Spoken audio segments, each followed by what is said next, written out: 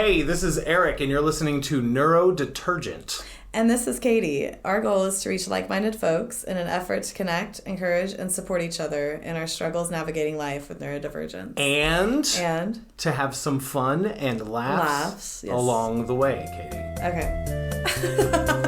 If you've got a stubborn stain on your atypical brain, you need neurodetergent. We're gonna spill the tea about ADHD and wipe it clean with neurodetergent. You need neurodetergent. All right, here we are. Hello. Episode number 2. How do you feel, Katie? I'm doing good. How are you? I'm good. So this episode, we are going to discuss dating. And our experiences dating as neurodivergent, ADHD people.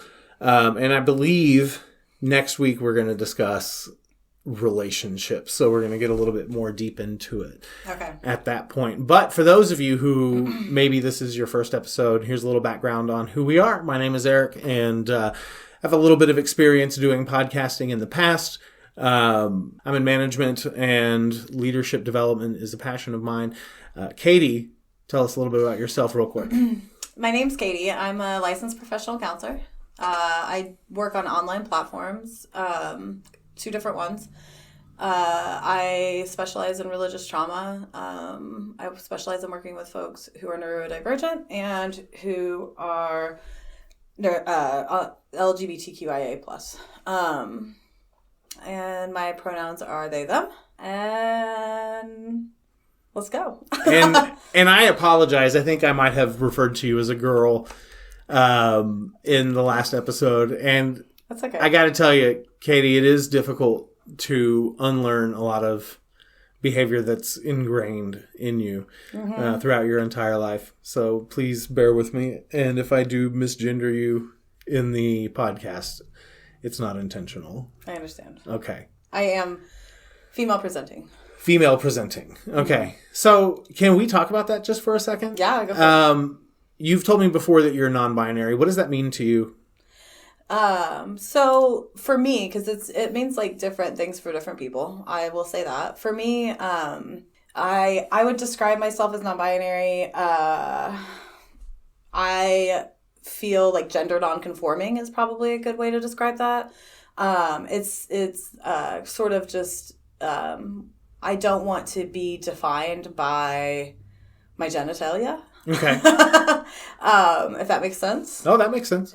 Similar, like I have a similar reason for feeling, or for being poly, not wanting to be sort of defined by my sexuality, not wanting to be defined by my gender identity. Okay. And that being said, you date all genders, correct? I say that I'm queer, or I say sometimes that I'm bi. I guess maybe pan. I don't know. I'm just happy to be there. I hear you. Yeah. I feel that. Yeah. We're all just happy to be here. Yes. So at what point did you make that distinction for yourself, or has this been a kind of a... So like, we kind of have similar childhood experiences where, we were both like a little bit bullied for being gay.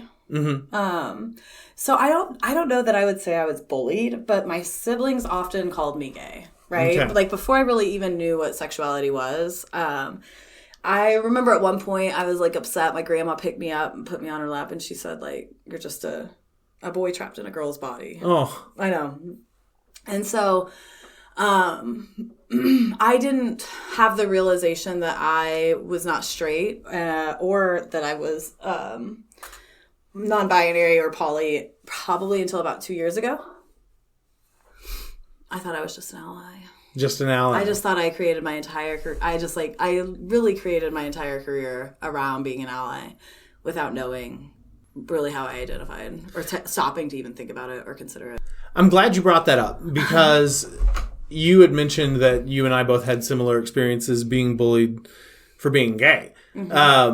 I'm interested in women. Yeah. I've exclusively dated women. I've never been in any kind of situation with another man. But when I was a kid, there were a lot of rumors that were started about me in the small town that I grew up in that I was gay. Mm-hmm. And I was bullied relentlessly for that. And I think it gave me some level of empathy. Okay. For especially young people that are struggling with their sexual identity. Yeah. And so, you know, pretty much my entire adult life as well, I've been an ally. Mm-hmm. And that's really, I mean, that's kind of where that comes from. Okay, so let's get into it. Dating. Yes. All right, you're 39. I am. Well, yeah, I am 39. And I'm 41. Yeah. Okay, and both of us fairly recently re-entered the dating scene, right? I got divorced last year. 3 years ago. 3 years ago. Yeah. And before that, I'd been 22. 22 since you were single. So what was your approach to dating as a non-diagnosed neurodivergent in your early 20s before you met your spouse? My ex, So, gosh, I think that the first time I went on a date was probably 3 years ago. Really? Because I had relationships in my 20s and in my late teens. I did not go on a date. I didn't go on a single date. How did you meet people? I mean, was it just hanging out? Yeah. And just that turns into fucking and then all of a sudden you're in a relationship? Yeah. So whenever I was 16, I dropped out of high school. And then I moved to Ozark with a friend. And I lived there for a little while. And then I met a guy who lived in a house. And I started living with him. And I lived there for about 3 years. And then I moved out of there, and then I moved in with a friend, and then I ended up moving to Tybee, where my family lived, for about a year, and then I moved back here. And then, so I kind of just spent a lot of time moving around and partying and having a good time. That's interesting. So, like, my experience has been mostly dating. Yeah. So, I'll let you in on a secret. Katie, I don't know if this is a secret. I may have told this to you before, but I've only ever had 2 relationships that lasted more than a year.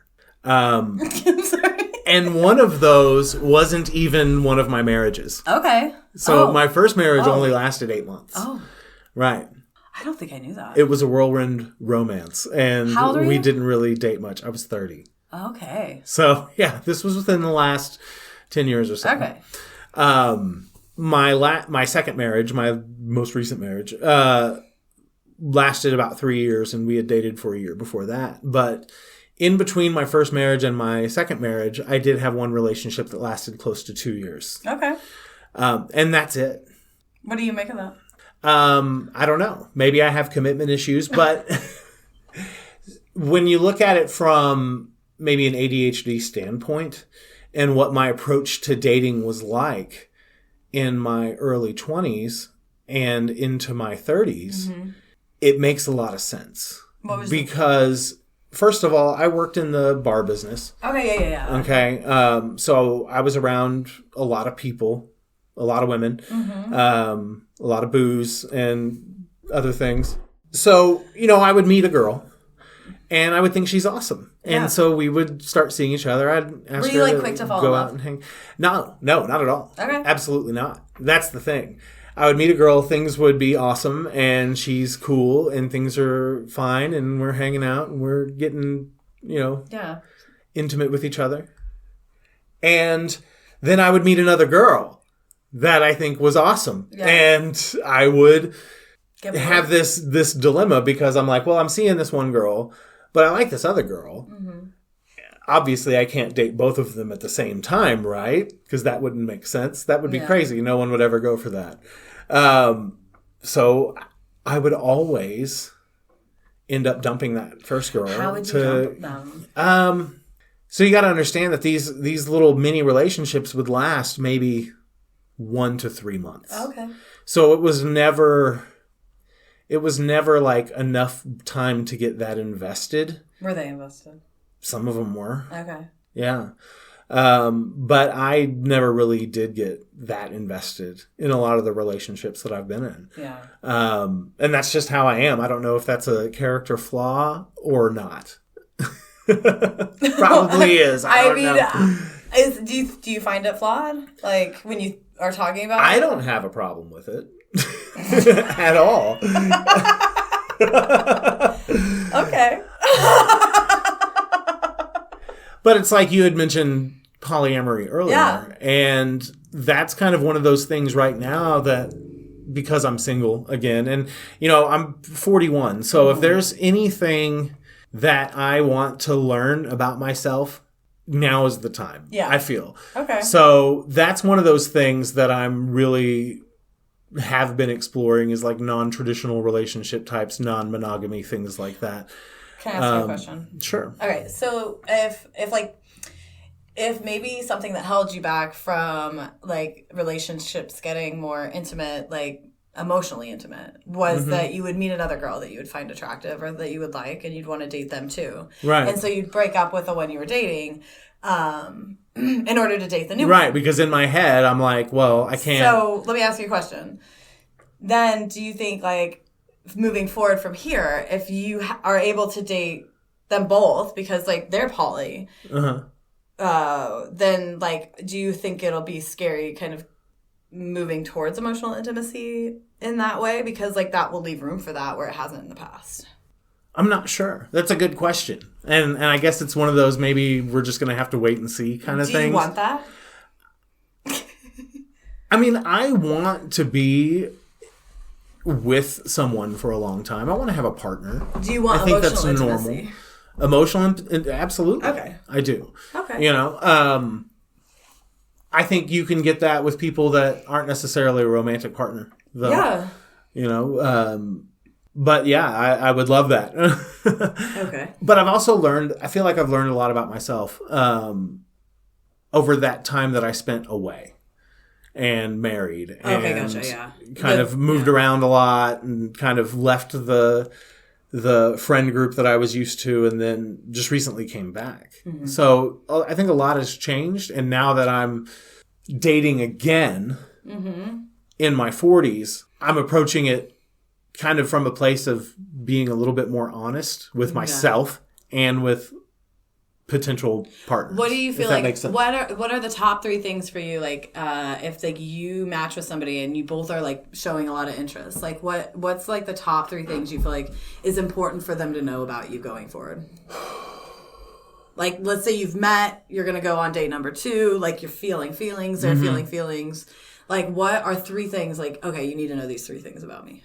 Well, that's kind of just recently been something that I've been thinking about a lot. Mm-hmm. And I think one of the top 3 things is that I'm definitely not really in a place right now to be anything super serious with anyone. Okay. You know, I mean, I just got divorced over the summer. Right. Does that mean, like, that you're not in a place to be emotionally intimate? I'm not sure. Okay. I'm not sure what that means. Okay.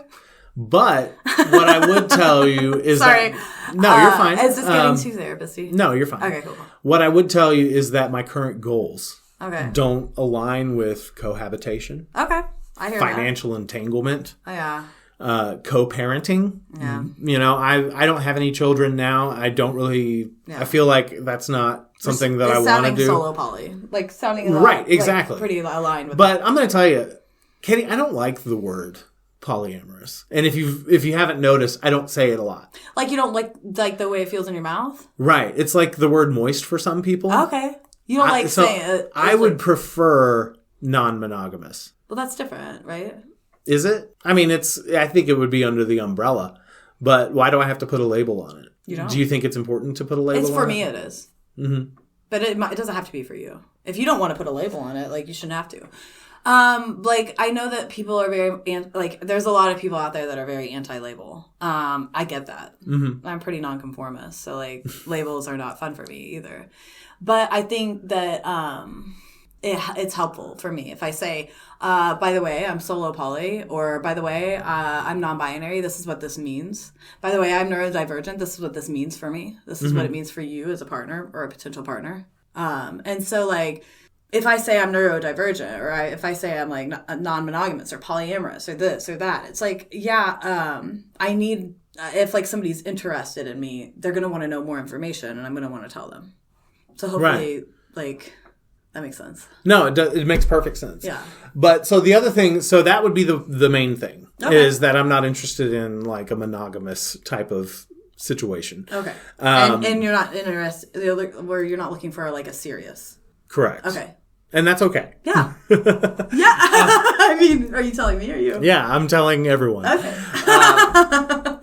And I would say the next thing is that, you know, I am neurodivergent, and I have learned a lot about myself just over the last year. Okay. And that I think you're going to need to, if you want to continue or if you want to see me on a regular basis, there's some things about me that I should probably let you know up front so it doesn't come as a surprise to you later. Okay. As if, you know, hey, we're talking and having a conversation and you're accusing me of not listening to you.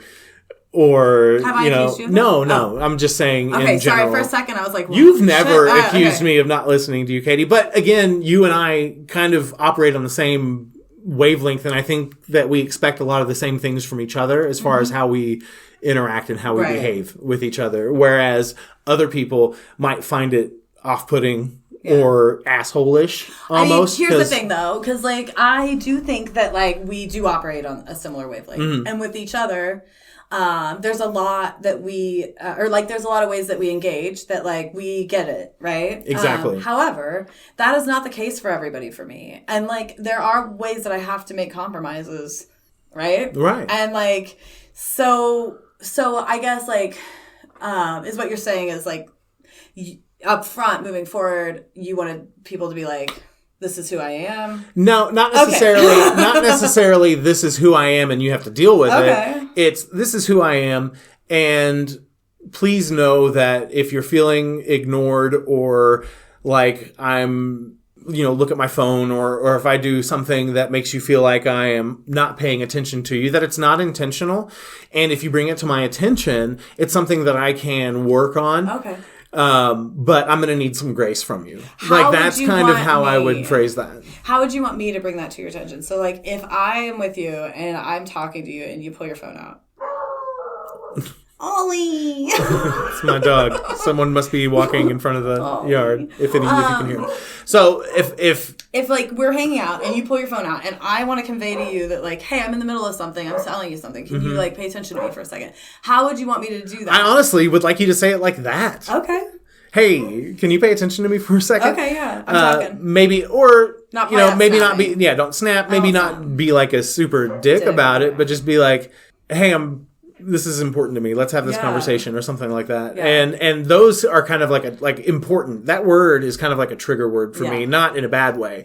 But it's like, if you say, what I'm about to tell you is important, then I'm going to know as a cue that this is something I need to really focus in on and pay attention to. Just like you've told me in the past that maybe you have a hard time figuring out, like, maybe if someone's flirting with you or if things like that, you want to be told. Decoding passive communication or passive language is really hard for me. Like, if somebody is trying to tell me something or if somebody needs me to know something, they have to just go, Katie, blah, blah, blah, blah. Right. This is the way it is. You need to do this. I'm going to do this. And I'm like, cool. If somebody's trying to, like, flirt with me and it's really passive and indirect, I'm like, it goes over my head. I don't know. I don't read it. I don't read it as that. I'm like, it's like, I'm making hand gestures. Yes. And like, obviously that's, it's not going to be conveyed. But I think, you know, maybe that's a little bit different for me because I have spent a lot of time in the dating world. And so I think I'm sometimes pretty good at picking up on cues as when it's okay to make a move or not without like just flat out asking someone, hey, can I kiss you? But there's been times I've done that too. It really just have to kind of read the room. And I need somebody to always ask. Hey, I've gone for it with people that I misread the situation and then you get the face turn and you're like, ooh. Yeah. Ouch. Yeah, But it I happens. always want somebody to ask. I know that like a lot of people are like, that's a mood killer. That's this. And I'm like, no. I won't read it. I won't know. The very first girl is actually the girl I lost my virginity to. She. How old are you? 16. Or do you care? 16. Okay. Yeah. And she was 16. We went to school together and we worked together at Brahms? Subway. Oh. I never worked at Brahms. But anyway, she told me that she thought it was sexy if a guy asked to kiss them. Yeah. And I've always like taken that to heart throughout my entire life since then. She kind of taught me how to kiss too. You should appreciate that. I do appreciate it. And I think it's important that when it comes to things like kissing and being intimate, that you really pay attention to how things are responded to. And then you use that to inform how you're going to move forward. Yeah. I usually am pretty upfront. I just say, like, I need you to be really direct. And, like, if somebody's not comfortable with that, then, like, we're probably not going to be compatible. Right? Right. Absolutely. And I feel like a lot of some of the more failed interactions and relationships that I've had with women, however short they were, could have been improved had I taken that approach. Had you been more communicative? Oh, yeah. Yeah. Absolutely. But, life and dating and relationships are a learning experience. So. Yeah, it's not. I forget that it's supposed to be fun sometimes, and I think a lot of people might forget, like, oh, this part's supposed to be the fun part. And I'm like, it feels like a lot. Truer words, Katie. And that's kind of how I've been approaching it this time around. Is like, this is supposed to be fun. I'm not going to have any expectations with anybody that I meet. Yeah. And if it doesn't work out and maybe you aren't feeling it or I ain't feeling it, there's no hard feelings. Like, I mean, it's been pretty easygoing for me lately as far as those things go. So guess when my last date was? What's today? Sunday. Thursday. No, this morning. Oh, how'd it go? It went good. It went good. What's funny is that this is a person who is just now exploring polyamory and came out of a very strict religious upbringing, which is becoming really common among the women that I talk to online and meet. Do you think it's geographic? Do you think it's because of where we are? Or do you think it's something about you? I don't know. I mean, that's a good question, though. I mean, it feels like maybe I have a type, but But I think for sure the geographic location has to be a factor. Absolutely. Because we live in the Bible Belt. Yeah. Right? The town I grew up in is a little over an hour away, and there's more churches than pretty much anything else in that town. Do you think it's more religious there than it is here? I know it's more racist. I would say per capita, yes. I mean, of course, there's probably going to be more churches in this town, this city that we're in now versus a small town, but I would say per capita, it's definitely more religious. Okay. It's really hard. The town I'm talking about is Harrison, Arkansas. It's really hard to be a non-religious person in that town. Yeah. You almost feel like you have to come out to people. Like it's, hey, there's a secret about me that you need to know. Yeah, I'm an atheist, that's the way that somebody described. So one of my first clients who was had religious trauma, and I didn't know what that was yet in my practice. So they were from the Branson area. So like pretty close to Harrison, right? Right. Like, 30 minutes. Yeah. And I think that they were like between Harrison and... So, like, kind of quiverful. Okay. Think like that. Very so, strict. For those of you who don't know, quiverful is a religious movement where basically the concept is that you have as many children as possible and raise them as good Christian children so they can spread the faith and have as many children as they can have. And it's, I don't know, we can go into that in a second, but go on. Yeah. So, she had stopped believing in the word of God. I was going to say praise Jesus. I won't. This chair makes such squeaks. I'm sorry. Quit moving around so much. She was telling me about, I'm so sorry. It's fine. The quiverful girl in Branson was telling you about what? Like they were talking about coming out to their parents and like how coming out as non-religious that felt easier to them than coming out as Democrat. Like that they can imagine coming out to their parents as like not religious, and it was really scary and we had to really work through it. But coming out to them as not Republican was like terrifying. Right. So like, I have a family member who came out to their parent as non-Christian, and they basically said to their mother, there's something I need to tell you. And the mother was immediately like, oh no, you're pregnant. And she was single at the time. And she goes, no, I'm not a Christian. And then the mom was like, I would have rather you told me that you were pregnant. Yeah. As a teenage girl. During Trump's second run for office, I had a client at the time whose father was a pastor in Missouri who had somebody take her to the polls to vote. Okay. And that was going to stand with her to make sure who she voted for. Oh, my God. That's terrible. I know. That's voter intimidation. Yeah. And that's probably illegal. Well, I had quite a few people tell me that. That's where we live. Yeah, that's where we live. That gives you kind of an idea of like the culture. Right. And so you have a lot of women and I would say between that 35 and 45 age range, even though I've talked to women that are younger, I've talked to women that are older, that are all kind of coming out of this. And it seems like it's like a flood, like the floodgates almost have opened. And I've been out of the dating scene for like 5 years until just recently. Yeah, and those women, it seems like, and men, and theys and thems, and all the people who are kind of emerging from that were kind of children of like the evangelical 90s force of like Jesus camp, Puritan bullshit. Absolutely. Trauma. I've gone to exactly. Exactly. And trauma. I have probably some mild religious trauma. I could only imagine how much worse it could have been for especially women, especially LGBTQIA youth. For sure. Growing up in a church. Yeah. But like I don't know, I've had multiple crises of faith before I was ever an adult. Yeah. Right? So if that tells you guys anything, but I mean, I've probably been to church. So just to get an understanding, I've probably been to church in my whole life 5 times. Wow, that's including weddings. The last church I was in a mega church, and I was. Why were you there? I was coming down a acid trip, and got singled out by the preacher. How old were you? 18. Wow. 19. So it's been a minute since you've been in a church. Yeah. Okay.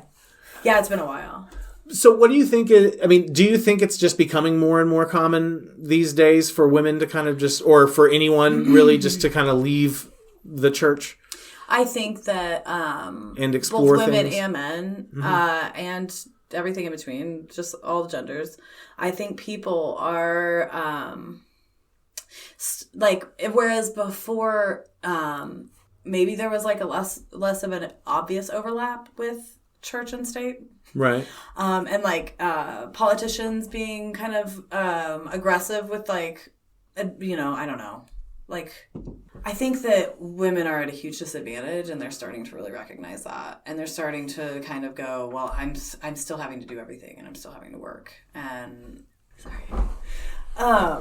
This is an uncomfortable topic. I'm gonna be honest. Like, I don't know what is making me uncomfortable about this topic, but I feel like about religion and dating, or I think women walking away, or women walking people away. Walking away Yeah, from people religion. walking away, and like because women are being oppressed by these religions. Because the way I see it, I think what my problem is that we're using the words men and women, and it's like really fucking with me. And it's like, I'm sorry. So I feel very much like we're in this like trap of using men and women, and it's not just men and women. And so I'm like, I don't know, I want to get out of this. It's everyone. Okay. Like there are very few people right now that are actually, very few young people right now who are actually benefiting from those systems.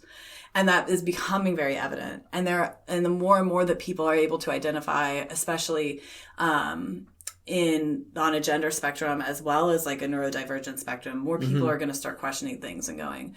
And the more access we have to resources and the more access we have to information, the more that's just going to continue to happen.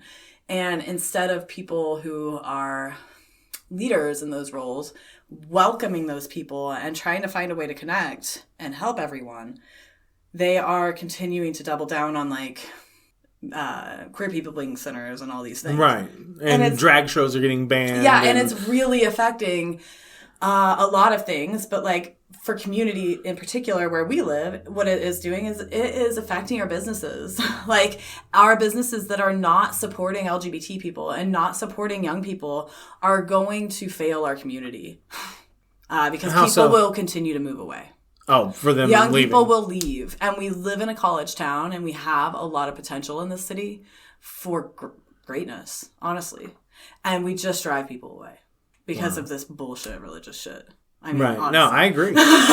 I mean, I walked away. The thing is I walked away in my teens. Yeah. Okay. And I'm meeting a lot of people right now that are my age that just recently walked away from it. Yeah. I'm working with a lot of people who are doing that. I can't imagine what it's like.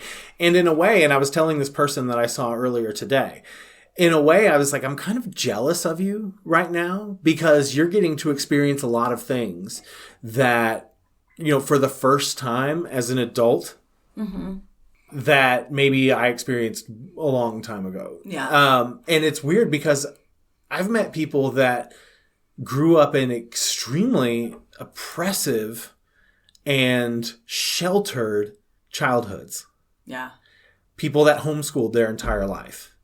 I had an adult person ask me, how do you find music that you like? Because all they ever listened to was like worship music and piano music at home. And so it seems like there's all these, and in my experience, I'm talking to women. Yeah. So I can't really speak to the men, but it seems like in my experience, there's all these people just kind of just stepping out into the world for the first time, and they're grown-ass adults. A lot of them have children already and had these whole other lives as these whole other people that they were pressured into being just right at 18, get married, have children. Those kinds of things.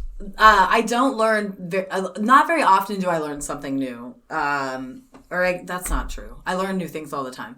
Not very often do I hear something about leaving religion that I haven't heard before. And the other day I heard something new from a client who told me that their decision to separate from their religious identity was the aesthetics. The aesthetics. They did not like the art. They did not like the music. They did not like the style. Wow. And I was like, that's amazing. That's the best reason I've ever heard. But I was taken aback because I'm like, I've heard a lot of things from a lot of people as to why, like what influenced their decision on like why to leave religion. And I've never heard somebody just go, the aesthetics, bro. Wow. That's pretty interesting. I was like, I love that. And now I have a new thing to hyperfixate on and research. Church aesthetics, religious aesthetics. That would be kind of interesting. And I definitely want to do an episode with you in the future where we dive more into religion and religious trauma. But I kind of want to stay on topic right now because we're already halfway over. All right. So we kind of got off onto a little tangent there about Let's reel back religion. So we're going to reel it back in. Talk to me about your experience as, you know, entering the dating life after not really dating at all and getting married and then... So, 3 years ago, in December 2019, I moved out of my ex's house and moved into the house I'm living in now. And a few months after that is when I probably started dating. Got a Tinder, right? Right, meeting people and... I mean, I got a Tinder. I wasn't meeting anybody, but I did get a Tinder. That was back when you could send pictures. Oh, yeah. On Tinder. So people can relish in the fucking nostalgia of Tinder with pictures. I wonder why they took that feature away. I'll tell you why in just a second. Okay. All right. I think it was directly related to me. Okay, let me hear it. I got Tinder, and Sarah can attest to this. Every picture that I got from a match, so I would match with somebody, and then immediately I would get a picture, and that picture would be of a butthole And behind that picture would be a man asking me to peg him. Wow. Every single picture. Sarah, how many do you think I got? At least 5. And at least 5. Oh, more than that. But at least 5. No, like, hey, how you doing? Buttholes. My name's Will Steve. you peg me? Nice to meet you. No name. Just, here's my butthole. So stick it in. Yeah, please. So how do you respond to that? I didn't. I stopped Tinder. Okay. That's how I responded to that.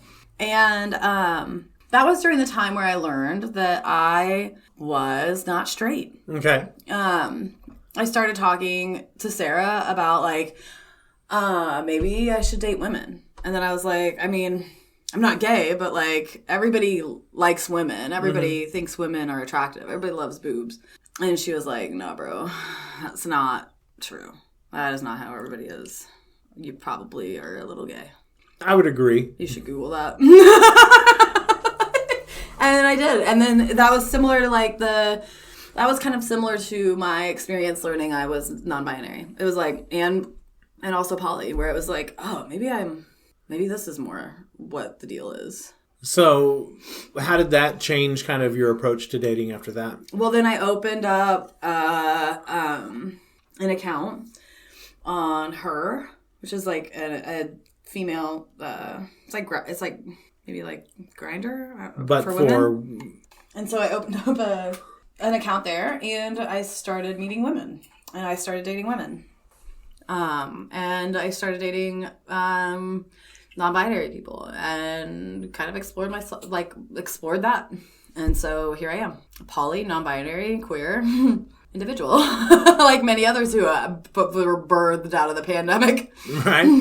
So how do you, or I guess as someone who's dating across like the gender spectrum, what would you say, without, of course, going into any like personal details of anyone that you've met, but like, what would be some kind of pet peeves or even some common things or themes that you see across dating profiles? Like, I think that the most common theme I see is just an obvious desire from a lot of people to connect and to have a connection, but not a lot of like intrinsic motivation. What do you mean? With follow through. What do you mean? Okay, so like you have like motivation, right? Intrinsic, extrinsic motivation. Intrinsic is like things that push you forward and motivate you internally, like because you want to do them. Extrinsic is like you're externally motivated to do something, right? And so like intrinsic motivation, like in terms of like dating, would be like you're motivated internally to date other people and connect with other people because of the value that brings you and that you bring to others, right? Extrinsic motivation would be like maybe sex or dinner, like okay, like those kinds of things, like outside, external. Speaking of dinner, I hate dinner dates. I've never been on one. They're the worst. They always end in disaster. I keep saying I'm not. You know, the last one I went on wasn't supposed to be a dinner date. It was supposed to be just meeting for drinks, maybe share an appetizer, but then extra entrees got ordered, and then it just went to a disaster after that. What happened? I want to know. I'm not going to get into it. What? Why? It's just... Come on. No, I'm not going to get into it. Okay. But fine. But I'm fine with dinner if it's like on the way to doing something else. Okay. But like meeting at a restaurant and then both leaving, going your separate ways after dinner and trying to get to know someone while you're eating, I just hate it. I absolutely hate it. I have a pretty I have a system that I use. If it's like on a first date, it's coffee and I have something planned after. Okay. So I gotta go. And then that something that I planned after, I don't really have anything planned after. It's loose, but like that way I can be like, oh, well, I mean, I can stretch this if I want to. Right. And that's kind of how 30 minutes. That's how I try to do it. Yeah. Maybe not 30 minutes, maybe an hour. try to, meet for coffee. And in fact, I did that earlier today. Mm-hmm. And I had something planned after. Yeah. And here we are. Yeah. But I like that because it's informal, it's casual, and it kind of lets you kind of get to know the person without kind of a pressure to follow with, we're going to have a good time, or they're going to ask me to go home with them, or whatever. It's none of that. It's just, we're going to meet, we're going to have coffee, maybe walk around, maybe talk a little bit, maybe get to know each other. And then afterwards, let's plan something further on down the line if we feel like... Plus, it's a minimal investment. I mean, taking someone out to dinner is expensive. It is expensive. So how often do you plan a coffee date and you show up and the other person doesn't? It hasn't happened to me yet. Okay. I have not been stood up. There's been maybe 1 or 2 instances where they've canceled beforehand. Okay. One person canceled like right as I was pulling up. Which I'm like, you could have told me this 20 minutes ago. I wouldn't have to leave my house. But, right. I mean, I could have just stayed home. Right. But that's kind of how I prefer to do it. Yeah. And that seems to be the best way to go about it. Yeah. But again, like these super formal... I don't do that. Meet for dinner kind of thing. I mean... I'm all about taking someone out to dinner, but let me meet you first. Let me see if I want to... I need to, like, see how you eat first. I like it. Let's go have coffee, and I want to see how you drink a cup of coffee. Right. Before I agree to be sitting across from you while you eat. Is it because of the mouth noises? Absolutely. Absolutely. So that's that.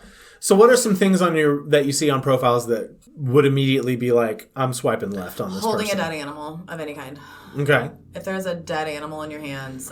left I go. I see that with, that's kind of like the running joke when you see women posting about dating. Oh, it's women and but yes, you absolutely see women. Women are holding dead things. Holding fish, and especially in the area we live. If there are children in the profile. Oh, absolutely. Nope. That to me is an indicator of poor judgment. Yes.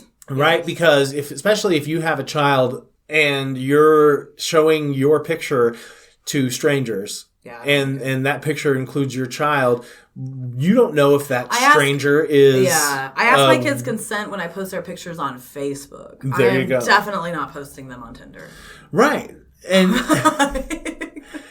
I would say a lot of the things... In fact, I forgot. So a callback to the previous episode, one of the questions that you had asked me was, what do you think women lie about? Yeah. On their dating profiles. And I couldn't think of a specific lie, but I do...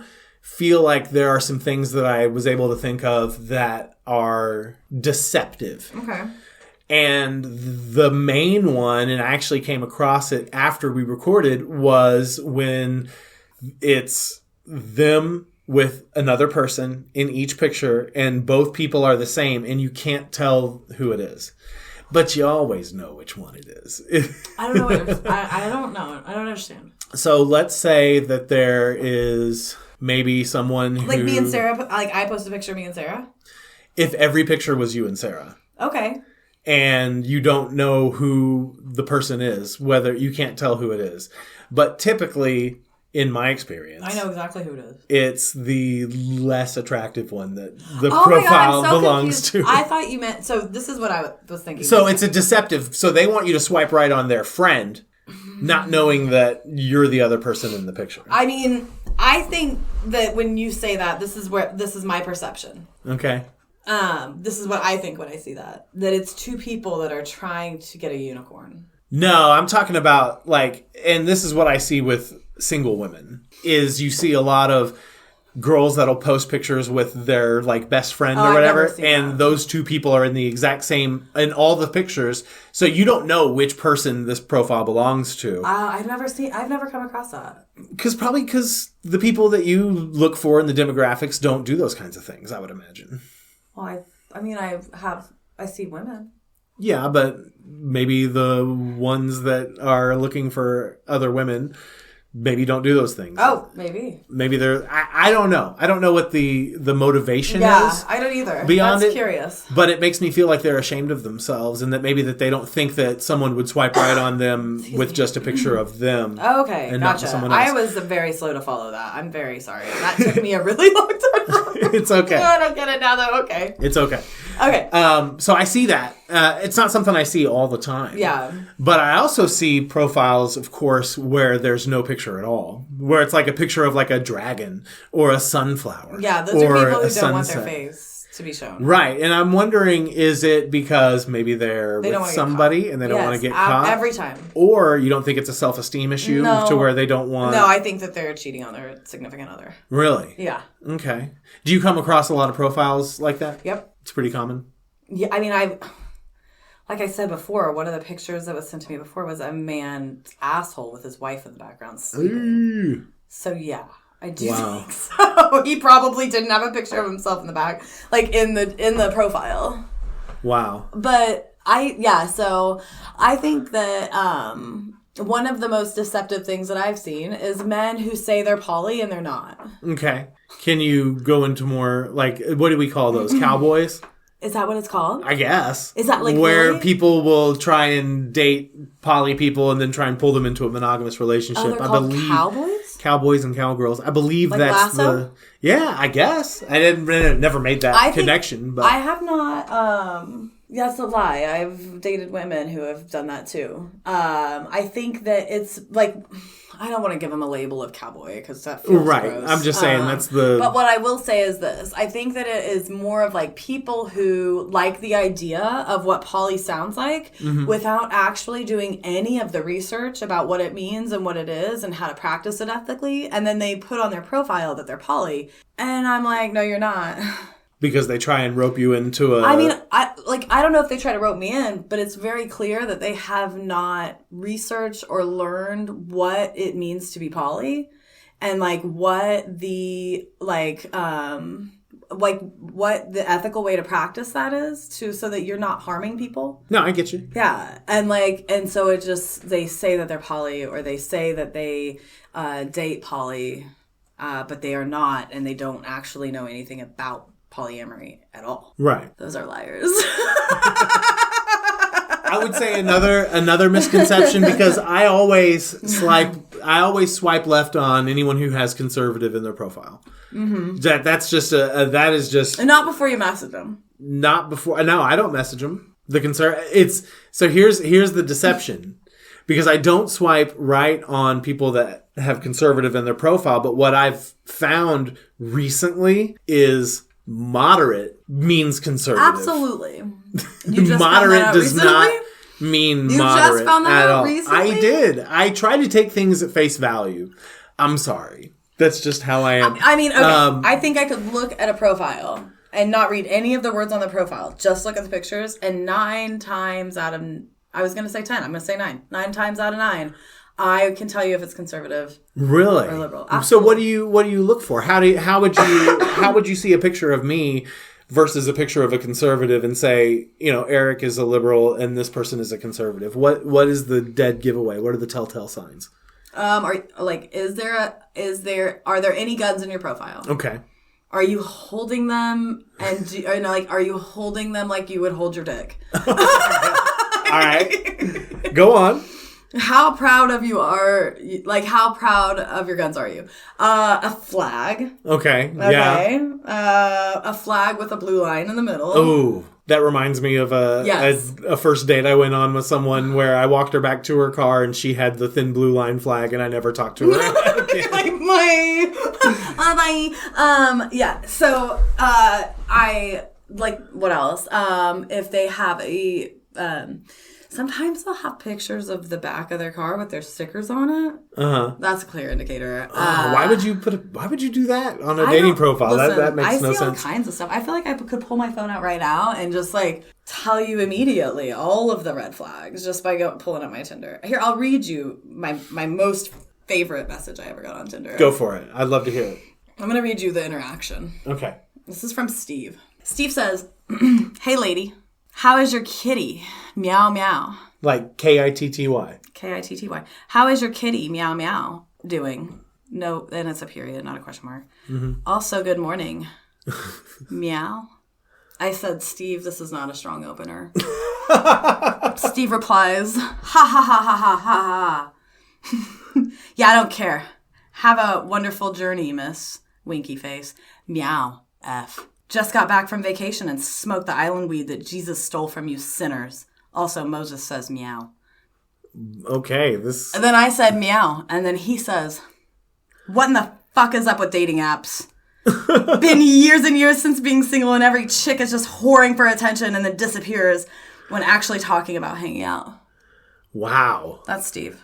He kind of had a meltdown, didn't he? He fucking lost his shit, man. So I have especially lately been really quick to shut a conversation down. Okay. What does that look like? So most of the time it's just because the conversation isn't going anywhere. Like boring? It's boring. And, I'm trying. So here's a good example.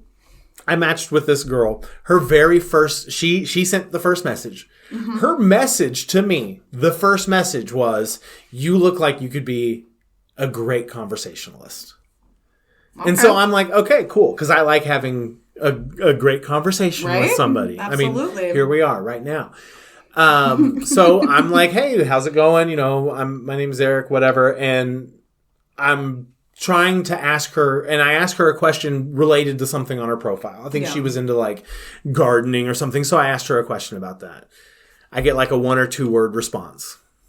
So then I try and ask her another question. Are you from the area? Did you grow up here? Whatever. Just trying to like learn anything.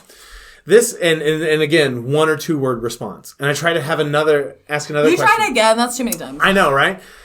And then she responds, this is starting to feel like an interrogation. And I said, that tends to happen when one person carries the entire conversation. And she responded back with something like, oh, come on, blah, blah, blah. And I unmatched with her. I didn't even respond. And it just kind of blows me away how you're going to message somebody that says, your opener is going to say, you seem like you would be a good conversationalist. And so you try to have a conversation and they just don't even participate in it. Do you think whatsoever?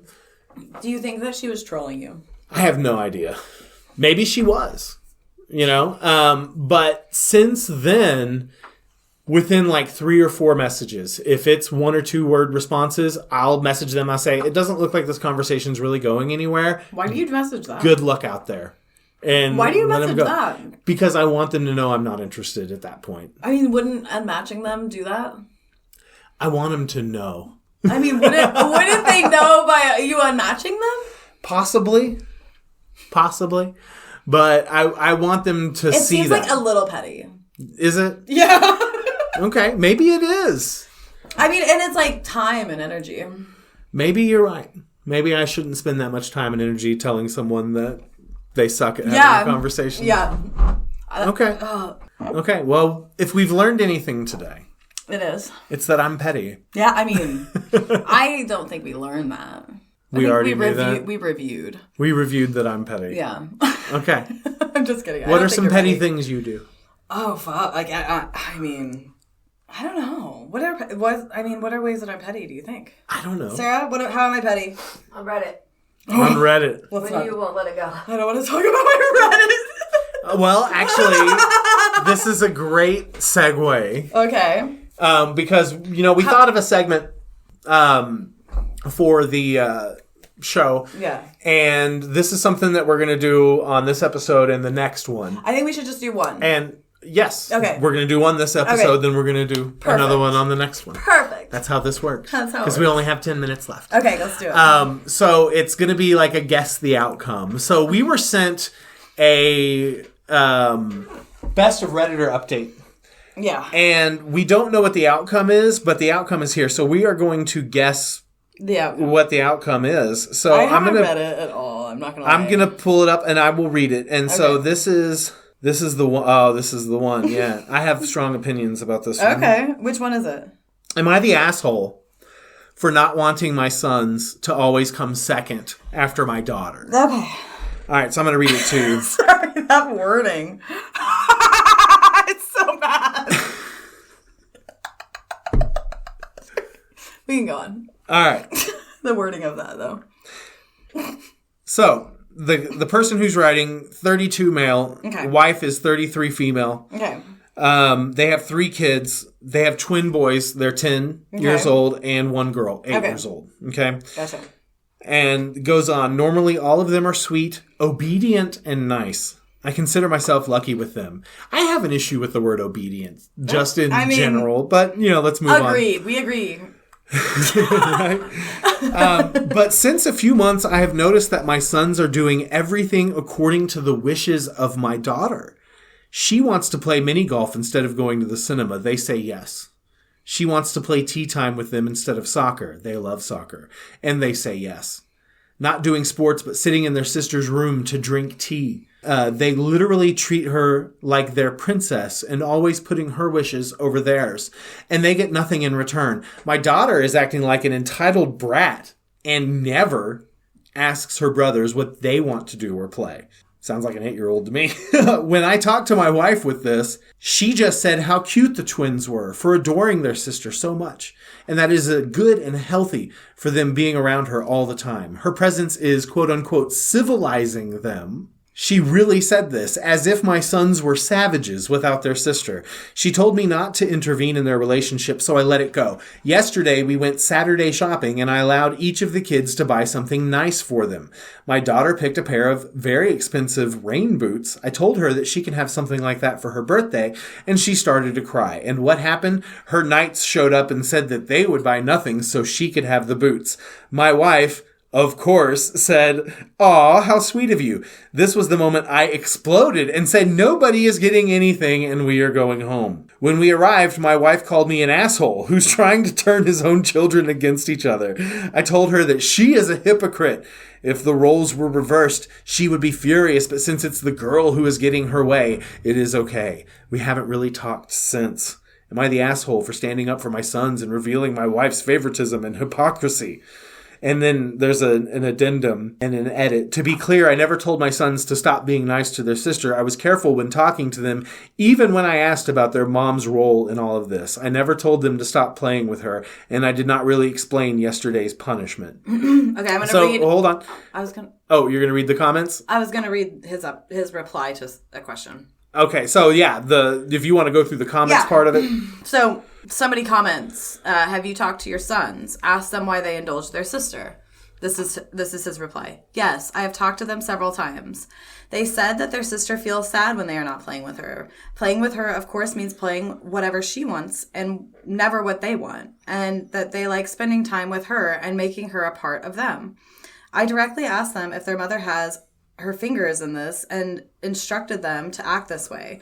They said she didn't, but I can feel that something is going on behind my back. Okay. It sounds like he has some deep-seated issues here because he seems to be the only one out of this whole family who has an issue, who has a problem with it. Did you want to look at some of these other questions and replies? Basically, a few people call him misogynistic, and he responds and says he feels like his wife is the one who's sexist. And then there's some updates within the post. Do you want me to read any of those? So the verdict... Yes, because I didn't read that part. Okay. I went to the end of the comments. I didn't read those. So the verdict from that post was that he is the asshole. And I agree. I agree that he's the asshole. So I don't know that I agree. Really? Yeah. Okay. I want to know real quick. Sarah, do you agree? Do you think he's the asshole? I think yes and. Yeah, I think that he is behaving in a way that is incompetent.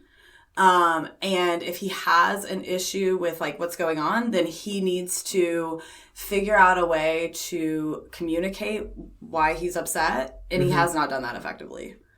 I think that he is upset, and I do agree. When I was young, my sister was a year older than me, and if I ever wanted to play, at the risk of anybody listening to this ever, I'm going to say something that might be harsh. Go ahead. We always did what she wanted to do. And I think that it had a negative impact on me. And I do think that he is concerned about his sons not ever getting to, choose what they do. And, I think it's okay that they love their sister and they want to play with her.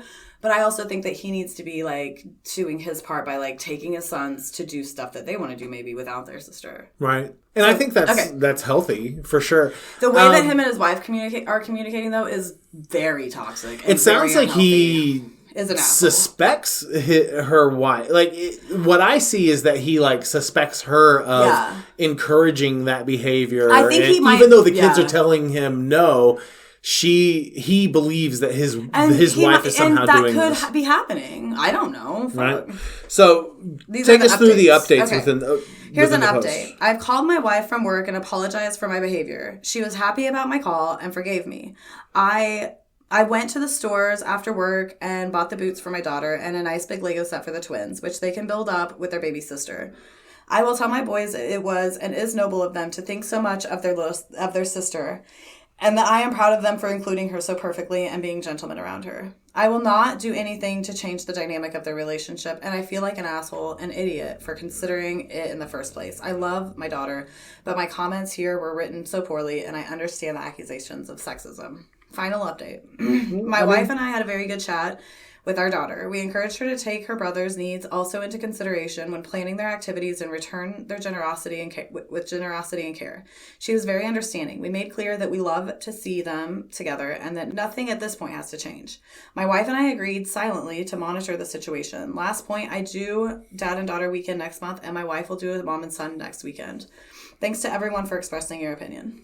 I think that's an awesome update. It's a really good update. I think it's really good that he posted there because I do think it was something that needed to be addressed within their family system. Mm-hmm.